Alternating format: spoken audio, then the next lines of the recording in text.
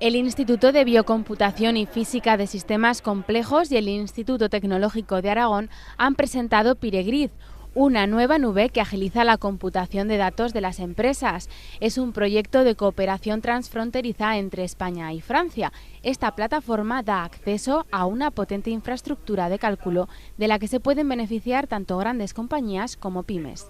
Digamos que el desembolso inicial para una pyme es muy fuerte en lo que se refiere a infraestructuras de computación, si quiere ampliar su negocio, y nosotros lo que les ofrecemos es ese soporte técnico y esa infraestructura que ya está desplegada para esa fase de startup y de ampliación de su negocio.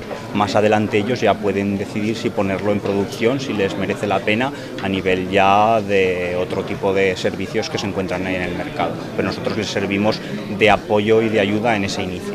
En la presentación del proyecto a empresarios aragoneses, vascos, navarros y catalanes también han estado presentes algunas de las compañías que ya han participado en la plataforma y conocen sus ventajas.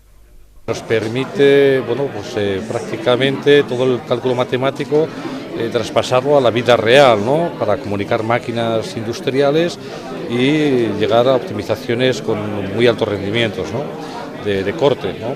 La plataforma Piregrid nos permite realmente procesar este cálculo complejo a través de un entorno web y que puede ser distribuido y nos permite que muchos ordenadores puedan hacer este cálculo complejo en cuestión de segundos, ¿no? Nosotros no podemos disponer, somos una pyme, entonces no podemos disponer de esta infraestructura para hacer nuestras pruebas. Entonces, gracias a ellos hemos logrado, digamos, dimensionar nuestros servidores y poder acceder a una plataforma que no podemos disponer en nuestras instalaciones. Piregrid permite además reducir costes y eliminar barreras de entrada a las empresas, ya que opera a través de Internet.